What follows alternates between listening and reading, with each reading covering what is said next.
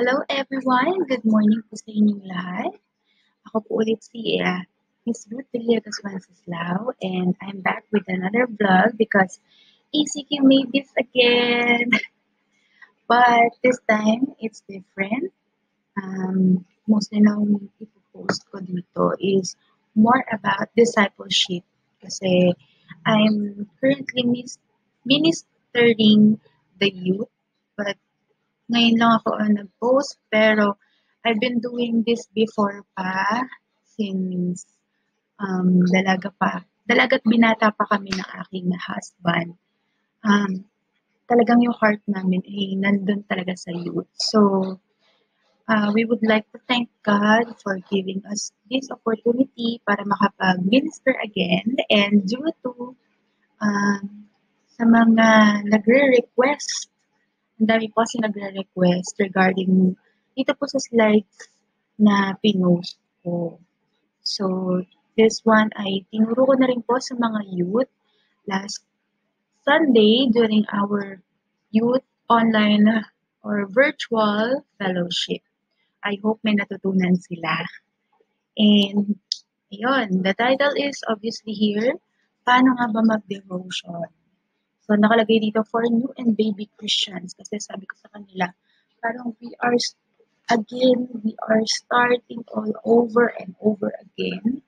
So, isipin natin, we are just baby Christians, we are new to this. Kaya kung meron kayong nalalaman, you have to unlearn it para ma-absorb natin lahat ng mga learnings. Alright, let's do this.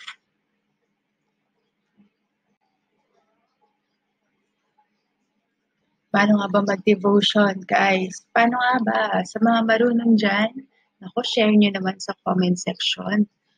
And disclaimer lang, no? I did this, I researched, mostly ay galing po sa mga vloggers din na napanood ko. And of course, yung mga methods naman dito na ginagamit ay ginagamit na rin naman before. So, hindi naman na siya bago sa atin.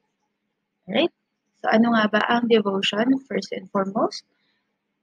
Of course, sabi nga dito, God is a God of relationship, and iba kapag ang sentro natin ay si Jesus sa bawat relationships natin, whether it's friends, family, or intimate loved ones. Gusto ni God, kausap niya siya at gusto niya, kausap ka rin niya. So, communication is the key. And how is God communicating with us? Of course, God speaks through His words. So, sabi nga dito, nag-research ako kay paring Google, the best friend nating lahat. Ayan. What is devotion? Devotion is love, loyalty, or enthusiasm for someone, activity, or cause. And of course, if we love someone, like kami po ng mag-asawa, every weekdays talagang ang pinaka-favorite kong time of the day is when he arrives at night, wherein nakakapag-usap kami, talagang nag-food trip kami, and with that, talagang nagkakaroon kami ng communication kasi sa umaga, nag-work siya, and then ngayon na wala pang events, ako nasa bahay lang ako, nag-iisa lang ako, nagde-devotion ako, ang kausap ko si Lord lang.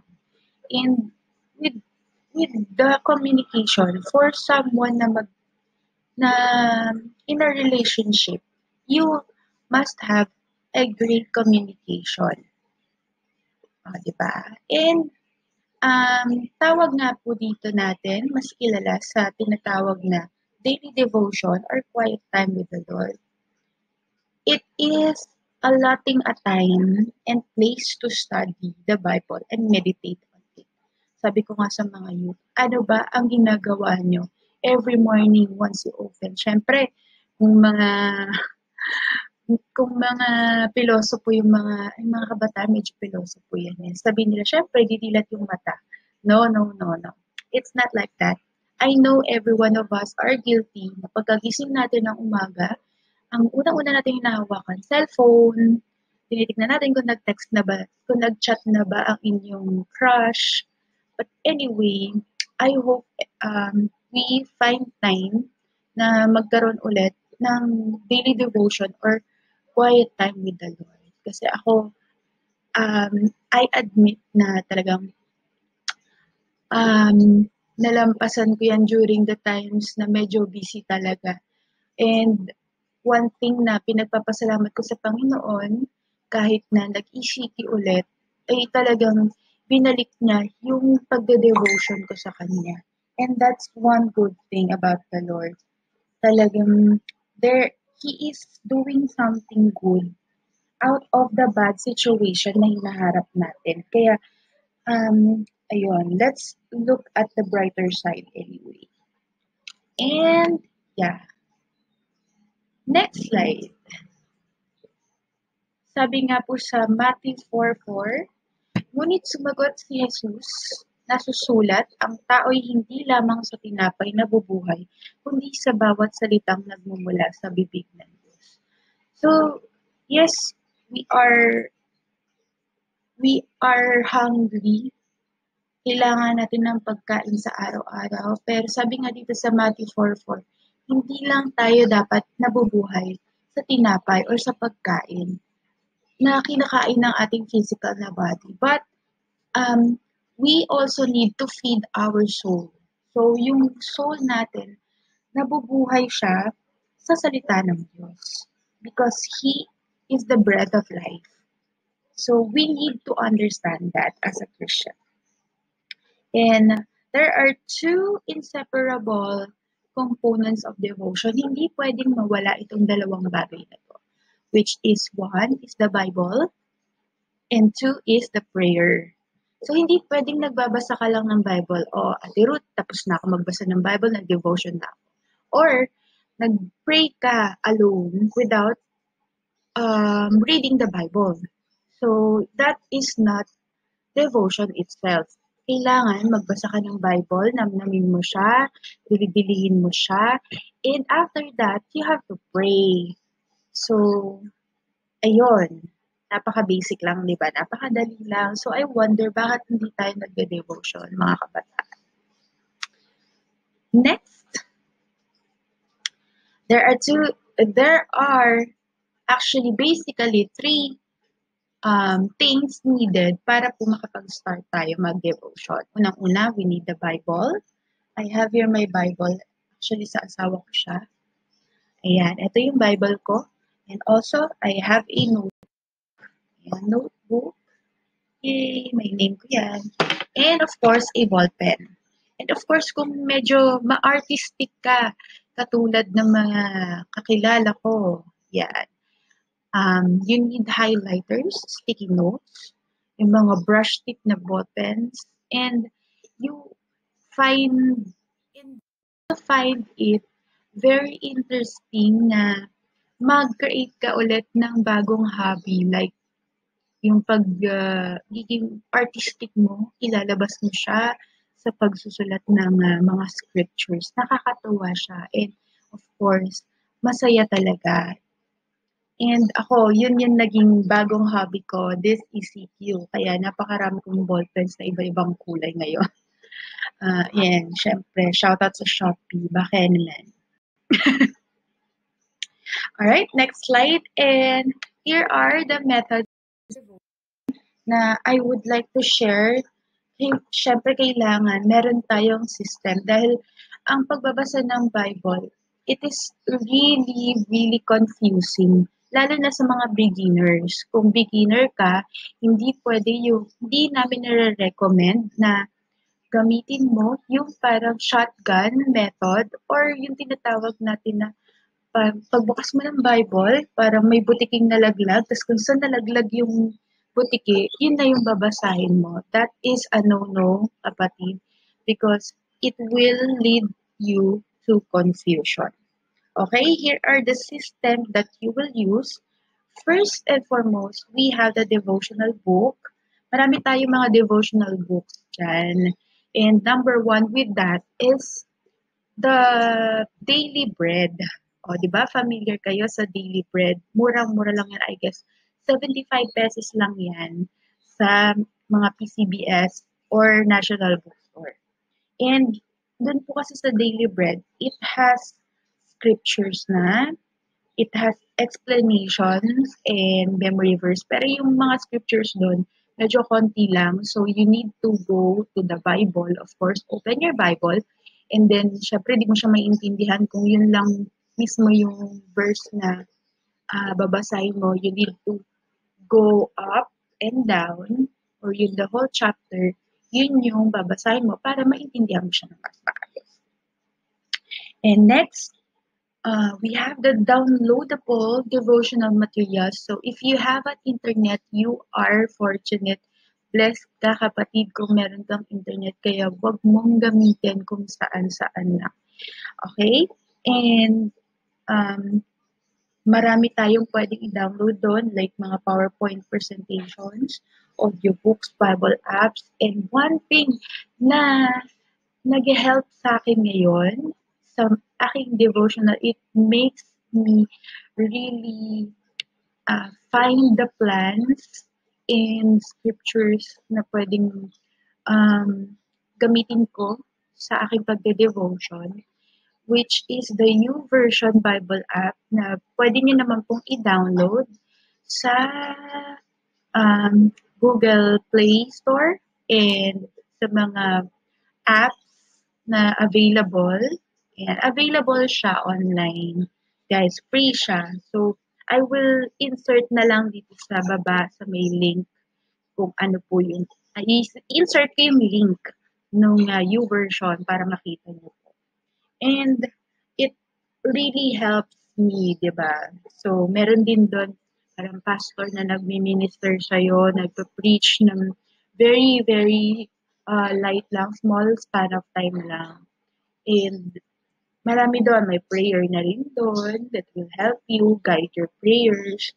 And very useful talaga siya, guys. So, I recommend na i-download niyo po yan. Again, that is YouVersion Bible app. And meron na rin siyang offline na Bible na magagamit niyo rin po. And the third one is the SOAP method. The SOAP method, ito po ay ginagamit na rin matagal na ng marami. And of course, tinuturo siya sa lahat ng mga discipleship program dahil it will really help you on your devotion. So if you have a notebook, you have to divide it in 4. First one is the scripture. Second one is the observation. Third one is the meditation. And then the prayer. Napakadali lang po, di ba? And the scripture, of course, the scripture, one familiar verse of the day, which is yun iisa-isahin mo, nanamnamin mo talaga. And kahit na nabasa mo na yung particular verse na yun, every time nababasahin mo siya ulit, may bago talagang nire-reveal ang Panginoon. Ganun ka-powerful ang words ng Panginoon. So, I recommend you really to do your devotion every day, mga kapatid. And of course, next, your observation. Kung meron kang gustong i-highlight or kung meron kang mga gustong mga explanation, right, about the scriptures or yung mga definitions na gusto mong i-highlight, doon mo siya ilalagay sa observation. Next, we have the application. Sa application naman, it's how on you relate sa inyong life. Kung paano mo siya gagawin in real life, doon mo ilalagay. Life application siya. Next naman, prayer, of course. You have to start and end with a prayer. Always end with a prayer. And of course, para sa mga baby Christians or new Christians na nakikinig ngayon at nanonood nitong vlog na ito, I recommend you guys to read, of course, like what I've said, di ba kanina, sabi ko, it's really confusing kung bago ka lang at mag-read ka ng Bible. Again, no to shotgun method, okay? And we highly recommend you to read the New Testament books. Ito yung tinatawag, mas kilala sa tinatawag na the 4 Gospel books. Wherein, ito yung Matthew, Luke, Mark, and John. Bakit nga ba natin nire-recommend itong first 4 books, gospel books na ito. Why? Because we are lived in grace, by grace. It is better to be familiarized with the disciples of Jesus for you to know who really Jesus is and what he did on the cross for you to be saved. Of course, paano ka nga ba makikipag-usap sa iyong creator, sa iyong tagapagligtas, kung hindi mo naman talaga siya kilala? 'Di ba sabi nga sa atin ng mga magulang natin nung bata pa tayo, don't talk to strangers. So, first na kailangan natin gawin, kailangan kilalanin muna natin kung sino si Jesus at kung paano tayo naligtas. So guys, I highly recommend that you read the first 4 gospel books na Matthew, Luke, Mark, John. Of course, dyan kasi may kanya-kanyang perspective sila per books, 'di ba? Kung paano yung buhay ng Panginoong Jesus, kung paano siya nabuhay dito kahit nasa 30 years lang yung buhay niya dito sa earth, pero makikita natin kung ano yung mga changes na ginawa niya sa buhay ng mga tao. And that will inspire us to live like Him. Alright? And now, next naman po. Yan, dito na tayo. Paano na nga ba talaga mag-devotion, Ate Ruth? Dahil naintindihan ko na kung anong devotion. And yeah, napakadali lang kapatid. Ang unang mo lang gagawin, some people, they are playing a worship song before they start. Of course, you have to worship. And of course, you have to start with a short prayer. Panalangin mo sa Panginoon na kung ano man yung may bibigay niyang scripture for the day, ay maintindihan mo iyon at ma-absorb mo at mai-apply mo sa iyong buhay. Of course, next naman, you have to read the Bible. Again, sabi ko nga sa inyo, hindi pwedeng magkaroon ng devotion kung hindi ka magbabasa ng salita ng Panginoon dahil He is speaking to us by His Word. And next, you have to meditate on it. Yan na nga. You have to do your observation and your applications kung paano mo siya i-relate sa buhay mo. And up next, lastly, of course, when you start it in a prayer, you have to end it also with a prayer. And pray, ilista mo yung mga prayer mo. You might be surprised as well dahil yung mga prayers mo ay isa-isa na palang tinutupad ng Panginoon without noticing it. So, it's a good thing din na nagsusulat talaga tayo. And, of course, Ate Ruth, kailan po ba ang best time para devotion? Kasi ako, dami kong ginagawa, Ate Ruth eh. Grabe, napaka-busy ko. Pero yung pagka-busy niya pala ay panonood ng Korean drama, pag-work. Yeah, I understand it. Panonood ng Netflix, and paglalaro ng Mobile Legends. So, please don't get me wrong, hindi masama naman manood ng Netflix at mga Korean dramas or maglaro ng Mobile Legends. Kaming mag-asawa, ginagawa din namin yan.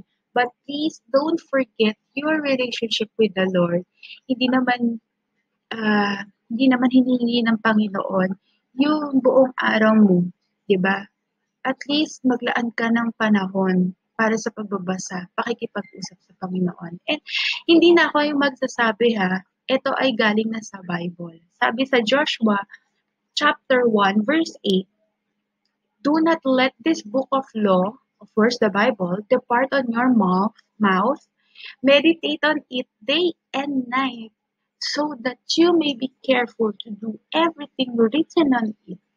Then you will be prosperous and successful. Kapatid, sabi dito, day and night. So, guys, hindi na ako yung nagsabi nun. Kailangan mo talaga magbasa ng Bible sa umaga pa lang. Dahil kung sa umaga pa lang ay refresh ka na dahil sa salita ng Panginoon, hindi masisira ang araw mo ng kahit na anong problema. And of course, before you sleep, Ayan, balikan mo lang kung ano yung verse na binigay sa'yo ng Panginoon noong umaga. And you will peacefully sleep, di ba? Eventually. And of course, nakakatuwa. Nakakatuwa itong verse na ito dahil isa ito sa mga verses sa Bible na may kasamang promise ng Panginoon. Sabi dito, you may be meditate on it day and night so that you may be careful to do everything written on it. Diba? Hindi ka pwedeng magkamali kasi nandito lahat. Book of law and book of instruction talaga ang Bible. Then you will be prosperous and successful. Kapatid, hindi pala sa pagtatrabaho natin or pagbibusiness natin, kahit natin makikita ang pagiging prosperous and successful. It is by meditating the word of law or the book of law day and night. So, you have to remember na kailangan nating magbasa at mag-meditate at magbigay ng panahon para sa devotion natin sa Panginoon. And you can never go wrong. Alright, here are the tips para naman medyo makakalamutin ka, like me, Ate Ruth, makakalimutin ako, paano ko ba ma-maintain ang aking pagde-devotion kasi baka mamaya intro voice na naman ito. Ayan. Here are my tips.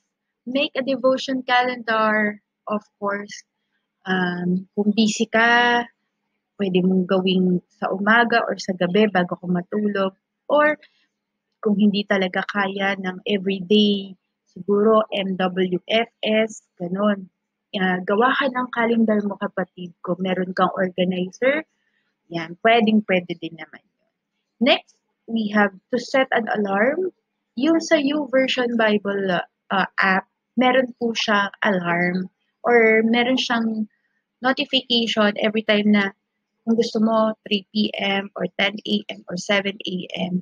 Pwede niyo pong i-arrange yon para ma-remind po kayo na you have to do the devotion na. And so on and so forth. Kung meron kang suggestion pa, lagay mo dito ha sa may comment box. Alright, next, Ate Ruth. Ayan, how to maintain your devotion life. Of course, ang pagde-devotion kasi, kapatid, iyan ay covenant or commitment natin sa Panginoon. So, we have to, number one, we have to have self-discipline. Dahil tayo ay mga disipulo ni Kristo, ang pagiging disciple ay pagiging disiplinado. So, disciple is equivalent to discipline. So, if you want to maintain your devotion life, nasa puso mo na yung pagde-devotion. Kung every 7 a.m. ka nagde-devotion, every 7 a.m., no matter what it takes, 7 a.m. talaga. Kahit na meron pang dumating na mga distraction. Yeah, number, which is, we are falling dito sa number 2. Sa distraction, learn how to adjust. Ingay plus gulo. Sabi nga sa Matthew chapter 6, pumunta ka sa iyong kwarto at doon ka manalangin. Even Jesus went to the mountain just to pray, di ba? Ikaw ang dapat mag-a-adjust para maghanap ng oras at lugar na walang distractions. Ako, nag-devotion ako every 8 a.m. pagkaalis ng asawa ko. Tapos kong mag-almusal, nagde-devotion na ako niyan. And every 7 a.m. kasi nakikinig din ako ng sermon sa Victory. Every day meron silang morning na devotion. So, sumasama ako doon. And, ayun, ikaw talaga yung dapat mag-adjust. Kasi nga, disiplinado ka eh. You have to do your devotion whatever it takes. No matter what happens. Magde-devotion ako, kakausapin ko ang Panginoon. And of course, dumating man yung number 3, yung spiritual dryness. Of course, you are well equipped. Kasi minsan dumarating tayo sa part na feeling natin walang nangyayari sa prayers natin. Sometimes kasi God is silent. But know that God is working behind the scene, kapatid. Maybe He is preparing you for the seen battles or the unseen battles. At dahil nagde-devotion ka, hindi ka basta-basta mapapatumba. Diba? Because you are well equipped. Yeah. You have to stand firm sa iyong pinaniniwalaan. Alright, kapatid? Bakit nga ba kailangan nating mag-devotion? I mean, who must do the devotion? Sino po ang dapat mag-devotion? Sabi dito, those who know, love, and accepted Jesus Christ as their personal Lord and Savior. Of course, tayong lahat na naniniwala na si Jesus ang ating tagapagligtas, regardless of the age or the race or everyone na nakakakilala sa Panginoon, must do our devotion. Dahil ito ay commitment natin sa Panginoon. Ito ay covenant natin sa Panginoon, hindi ng kanino man. Again, kung meron kang friends or parents or loved one, hindi mo masasabi na loved one mo siya kung hindi kayo nagko-communicate. Ano yun? Boyfriend mo siya pag nalaman niya na, hindi na pala. Ganon. Hindi ganon. We have to maintain our instant relationship, our instant communication with God by doing devotion. Alright? Benefits of devotion, itong mga kabataan kasi, I found it na mas interested sila kapag may reward. So, Ate Ruth, ano po ba ang magiging benefits ko kapag gumawa ka ng devotion? Dahil sobrang busy ko nga. Wow, grabe, napaka-busy mo pala talaga. Alright, hiyang-hiya naman ako. Our benefit is none other than Christ. Of course, our salvation. Christ is our reward in all our devotion. Kanta yan. And another song, Christ is enough. Diba? Christ is enough for me. Diba? Not earthly things. Kapatid, we don't have to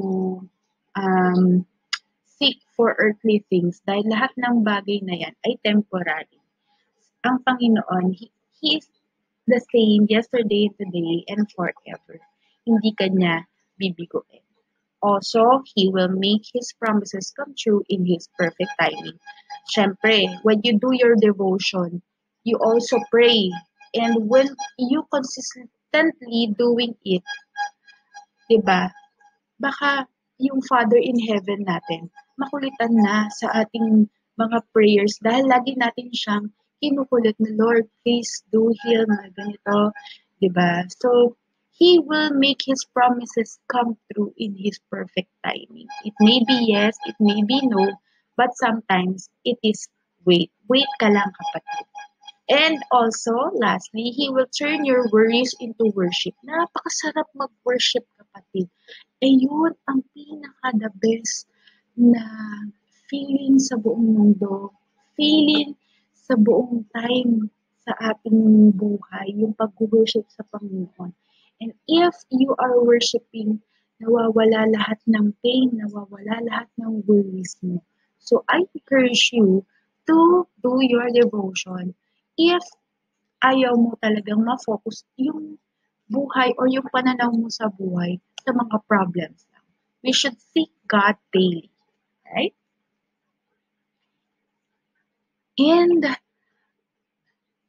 eto na, reminder ko na lang po sa ating lahat. Since patapos na po tayo, ayan, reminder ko na lang po sa inyong lahat na devotion is not a matter of choice.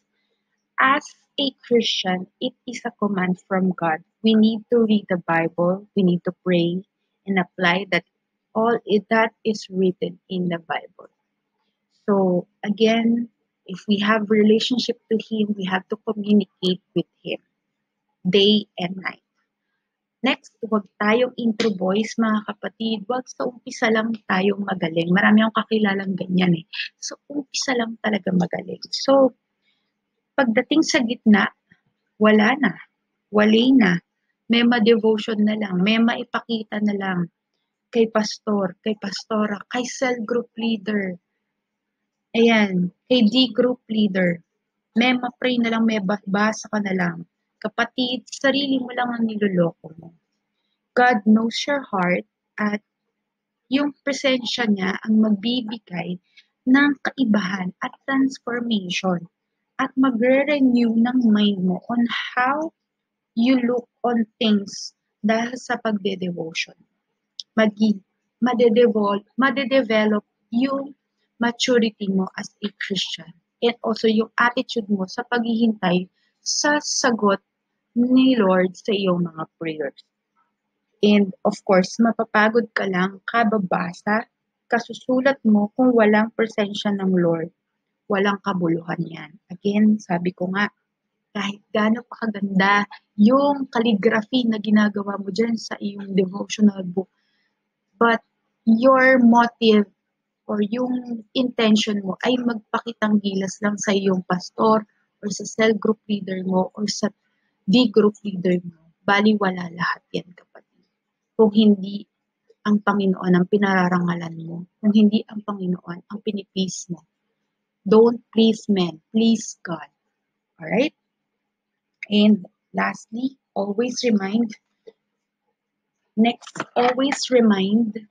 yourself sa iyong devotion, sa iyong joy ng kung paano ka nailigtas ng Panginoon for the very first time. How sweet it is to be saved by God. Diba? And to know that you are doing this because of Him, it is really sweet. Napaka-sweet talaga. Yung devotion mo sa Panginoon, yung adoration mo sa Panginoon, yun yung pinaka-importante sa Panginoon. Yung heart mo. Nakikita kasi ng Panginoon kung ano yung heart mo. And of course, you are His. You are not to please men, but you have to please God, for you are His. And inako ka na niya, kapatid. Hindi na tayo mga slaves, di ba? Hindi na tayo mga slaves. Tayo ay friend na ng Panginoon. So, we are free to ask whatever we want, to cry to Him.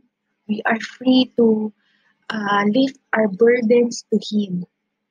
Lahat, pwede natin sabihin sa Panginoon, make Jesus your best friend. Sabihin mo sa Panginoon kung ano yung mga burdens mo, yung mga problems mo. And He will never fail you. And of course, alalahanin mo yung first love mo sa Panginoon. Dahil pag inalala mo yung time na yun, hindi ka mapapagod dahil alam mo kung bakit ka nagde-devotion. Dahil you have to maintain your intimate relationship with Him. And of course, dahil sinave ka niya mula sa pagkakalugmok, mula sa pagkakasala, diba? Binago ka na niya. Kaya, you have to give back all the glory to Him. Again, you have to maintain your relationship with Him. Constant relationship. And with that, I would like to end with a prayer. Lord, maraming salamat po sa pagkakataong ito makapag-minister po, Panginoon. Anyone who watch this, Panginoon, who hears this, Panginoon, Lord, ibalik mo po, Panginoon, ang init ng aming pakikipag-fellowship sa iyo, Panginoon, our intimate relationship, our devotion na makipag-communicate sa inyo on a daily basis, Panginoon. Lord, ingatan niyo po kami, Panginoon, ingatan niyo po ang bawat mga kabataan, Panginoon, na nakikinig ngayon, or even my fellow Christians, Panginoon, na nanonood ngayon, Panginoon, na willing sila, Panginoon, na mag-alat ng time para po makipag-communicate sa inyo, Panginoon. Ingatan niyo po ang kanilang mga puso, Panginoon. And Lord, we want to give all the glory back to you, Panginoon. And we want to ask for your help, Panginoon, na bigyan niyo po kami ng kalakasan sa pang-araw-araw, Panginoon, as we wait on you, Panginoon. And we know, Lord, that we are living on the last days. Kaya, Panginoon, we we really need to communicate na Panginoon sa iyo, and we have to bring back our fire sa paglilingkod sa iyo, Panginoon. And we all have to start with this, Panginoon. Maliit na bagay man, Panginoon, ang pagde-devotion na ito sa iba, but for you, Lord, it is really important para sa iyo, Panginoon, dahil importante, Panginoon, sa iyo na makipag-usap kami, Lord, sa iyo. At marinig mo, Panginoon, kung ano yung nilalaman ng aming mga puso. Kaya, Lord, we lift up all our devotions, our adorations, our praises, our worship to you. In you alone, Panginoon. Bless mo po, Panginoon, ang nanonood sa vlog na ito, Lord God. At nawa, Panginoon, ano man ang kinakaharap niya, Panginoon, ay maramdaman ka niya yung presensya mo, Panginoon, sa kahit na ano pang kinakaharap niya ngayon, Lord God. Palakasin mo po siya and provide His needs, Panginoon. Maraming salamat po. Lahat ng ito ay sineselyohan namin ng iyong banal na dugo. Maraming salamat po. We're giving you back all the glory, the honor, and praise. In Jesus' name we pray. Amen. Thank you so much for joining me with this vlog. I hope may natutunan po kayo. And of course, please stay tuned. Please do like, subscribe, and share this video. Maraming salamat po, and to God be all the glory.